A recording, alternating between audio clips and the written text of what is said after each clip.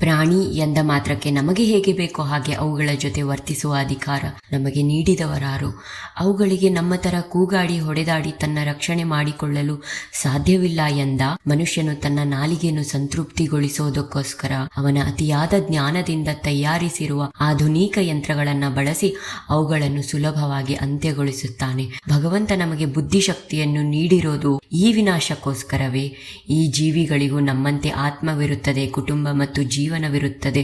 ನಮ್ಮ ದೇಹಕ್ಕೆ ಚಿಕ್ಕ ಗಾಯವಾದರೆ ಸಹಿಸಲಾರದ ನಾವು ಮತ್ತು ನಮ್ಮ ತಂದೆ ತಾಯಿಗೆ ಕಾಯಿಲೆ ಬಂದರೆ ದುಃಖ ಪಡುವ ನಾವು ಚಿಕ್ಕ ಕರುವಿನಿಂದ ಅಮ್ಮನನ್ನು ದೂರ ಮಾಡುತ್ತೇವೆ.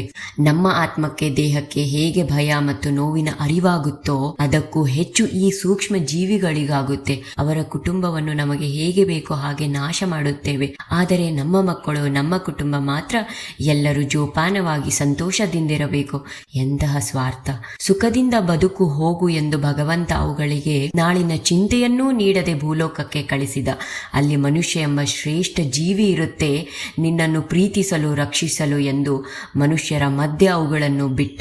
ಅವುಗಳು ನಮ್ಮ ಪ್ರೀತಿ ಬಯಸಿ ಬಂದರೆ ಅವುಗಳನ್ನು ನಾವು ಆಹಾರದ ರೂಪದಲ್ಲಿ ನೋಡಿದ್ದೇವೆ. ಎಂತಹ ವಿಕೃತ ಮನಸ್ಸು!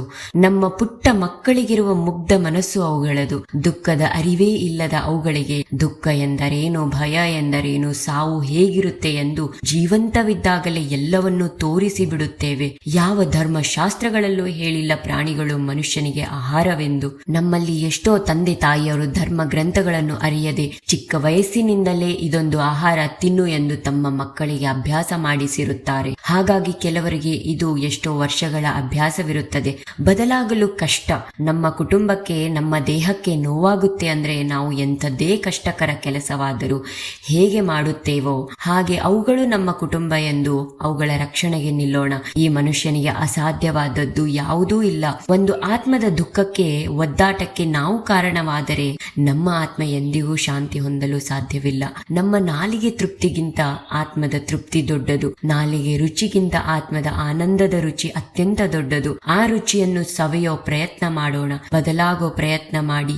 ಒಂದು ಬಾರಿ ಬದಲಾಗಿ ಅಂದಿನಿಂದ ಭಗವಂತನಿಗೆ ಅತ್ಯಂತ ಪ್ರಿಯರಾಗಿರುತ್ತೀರಿ. ಆತ್ಮ ಶುದ್ಧೀಕರಣವಾಗುತ್ತೆ. ನನ್ನ ಮಾತು ನಿಮಗೆ ಖುಷಿ ಕೊಟ್ಟಿರಲ್ಲ ಅನ್ನೋ ಸತ್ಯ ನನಗೂ ತಿಳಿದಿದೆ, ಕ್ಷಮೆ ಇರಲಿ. ಪ್ರಾಣಿಗಳ ಖುಷಿಗೋಸ್ಕರ ನನ್ನ ಈ ಪ್ರಯತ್ನ ಅನಿವಾರ್ಯವಾಗಿದೆ. ಅವುಗಳಿಗೆ ಮಾತನಾಡೋ ಧ್ವನಿ ಇದ್ದಿದ್ದರೆ ಈ ಮಾತನ್ನು ನೀವು ಅವುಗಳ ಧ್ವನಿಯಿಂದಲೇ ಕೇಳುತ್ತಿದ್ದೀರಿ. ಅವುಗಳಿಗೆ ಧ್ವನಿಯಾಗಿದ್ದೀನಿ ಅಷ್ಟೇ. ನಿಮ್ಮಲ್ಲಿ ಯಾರಿಗಾದರೂ ನನಗಿರೋ ಕಾಳಜಿ ಇದ್ದರೆ ಅವುಗಳಿಗೆ ಧ್ವನಿಯಾಗೋ ಪ್ರಯತ್ನ ಮಾಡಿ. ಇಲ್ಲವಾದರೆ ಈ ಧ್ವನಿಯನ್ನು ಎಲ್ಲರಿಗೂ ತಲುಪಿಸೋ ಪ್ರಯತ್ನ ಮಾಡಿ. ಜೈ ಶ್ರೀ ಕೃಷ್ಣ. ರಾಧೇ ರಾಧೇ.